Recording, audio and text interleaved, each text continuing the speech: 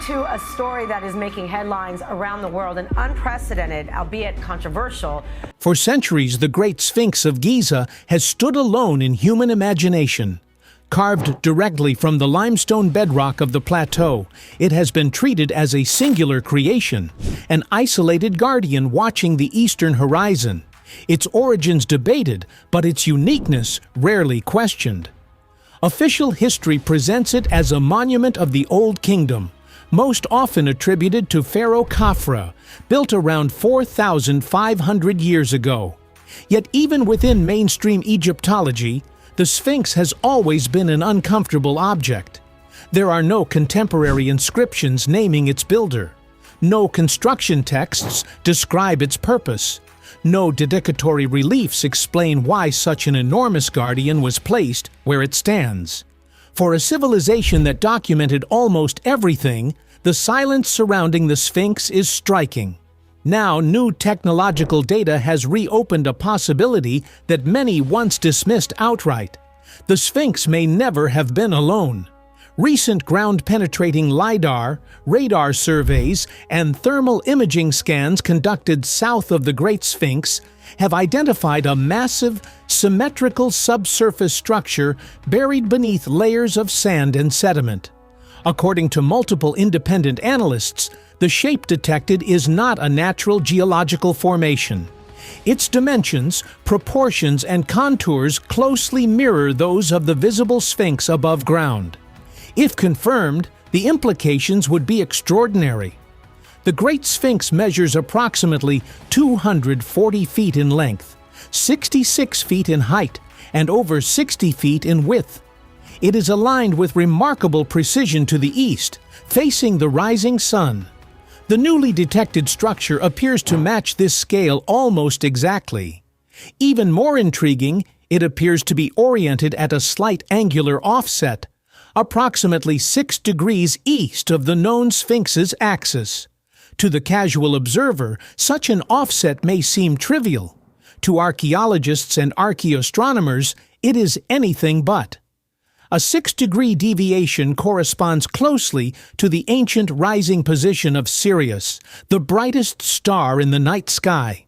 In ancient Egyptian cosmology, Sirius was not merely a star. It was associated with Isis, rebirth, and the annual flooding of the Nile, events tied directly to the renewal of life and royal legitimacy. The known Sphinx is widely associated with the solar deity Ra or Herakti, embodiments of kingship and the sun. A second Sphinx aligned toward Sirius would suggest a deliberate pairing: solar and stellar, male and female, Ra and Isis. Such duality is deeply embedded in Egyptian religious thought. The idea of paired guardians is not foreign to ancient cultures. From Mesopotamia to Greece, monumental beings were often constructed in symmetrical pairs, flanking sacred spaces to embody balance and cosmic order. In Egypt itself, sphinxes frequently appeared in rows or pairs along temple avenues. The notion that Giza's central guardian might once have had a counterpart is not inherently radical. It is simply inconvenient. Ancient sources hint at this possibility. One of the most enigmatic pieces of evidence comes from the dream stele of Pharaoh Thutmose IV. Erected between the paws of the Great Sphinx over 3,400 years ago. The reliefs on the stele depict two large sphinx-like figures facing away from one another. Scholars have long debated whether this imagery is symbolic or literal. For generations, the literal interpretation was dismissed because no second sphinx was known to exist. Modern scanning technology has forced that dismissal to be reconsidered. Interest in what lies beneath the sands of Giza is not new. In the 1990s and early 2000s, Egyptian authorities themselves authorized geophysical surveys near the Sphinx enclosure. These early radar scans detected anomalies beneath the surface, voids, straight edges, and shapes inconsistent with natural erosion.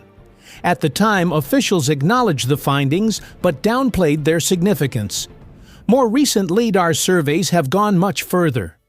LiDAR works by firing millions of laser pulses toward the ground and measuring their return time, creating an extremely precise, three-dimensional map of the subsurface.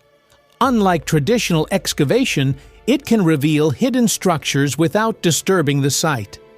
In the area south of the Sphinx, LiDAR data revealed a massive symmetrical form carved into the bedrock, buried beneath compacted sand and sediment.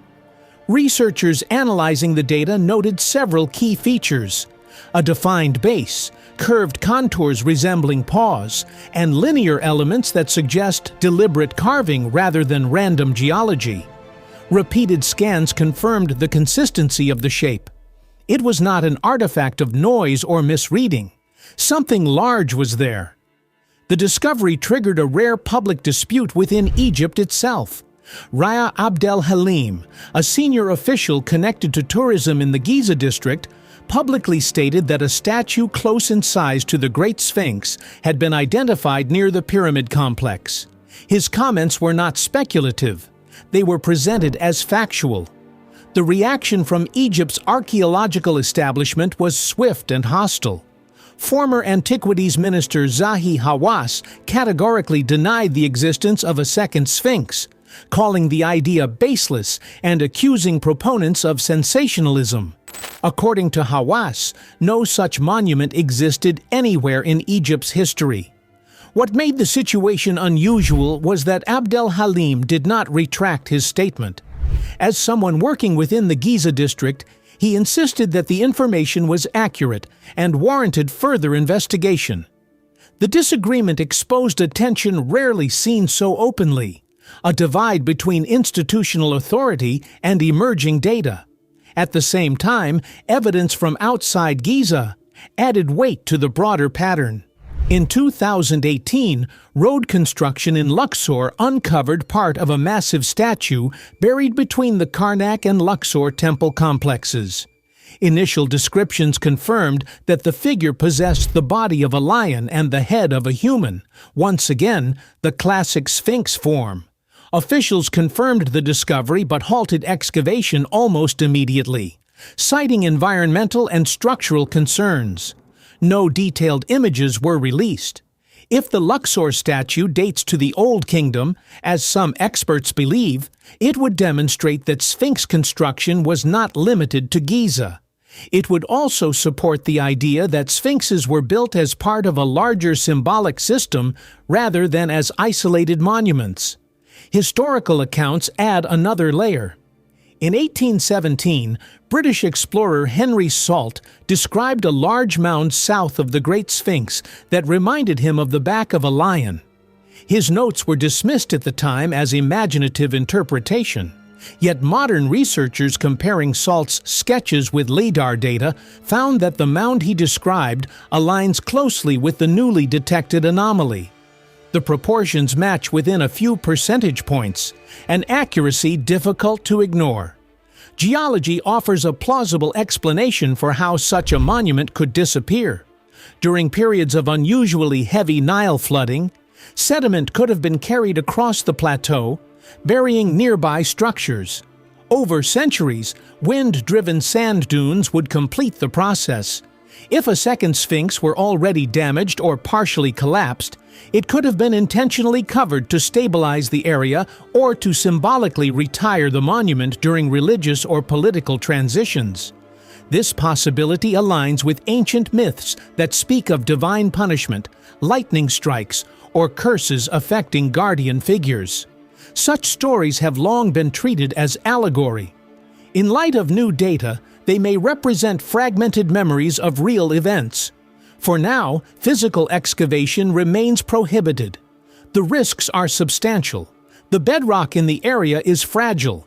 The site lies near one of the most visited tourist zones on Earth. A collapse or misstep could cause irreversible damage. Egyptian authorities have restricted research to non-invasive methods only. That restriction means the structure, if it exists, remains sealed. Yet the technology continues to advance. Thermal imaging has detected persistent heat anomalies in the same location, suggesting hollow spaces beneath the surface. Ground-penetrating radar has mapped what appear to be corridors or chambers extending toward the Sphinx temple complex. Each new scan deepens the mystery. If a second Sphinx does lie buried beneath Giza, it would force a re-evaluation of the entire plateau. It would raise questions about chronology, symbolism, and the knowledge of Egypt's earliest builders. It would challenge the idea that what we see today represents the full intention of the original designers. The Great Sphinx has always been a monument surrounded by silence. No builder's name, no explanation, no definitive date. The possibility that it was once part of a pair does not solve that silence. It amplifies it. The sands of Giza have hidden monuments before. Entire temples have vanished and re-emerged after thousands of years. The notion that something this large could remain concealed for millennia is no longer unthinkable. Whether the buried structure proves to be a second Sphinx or something else entirely, one conclusion is already unavoidable. The story of Giza is not finished, and what lies beneath the sand may yet force us to look at Egypt's most famous guardian in an entirely new way.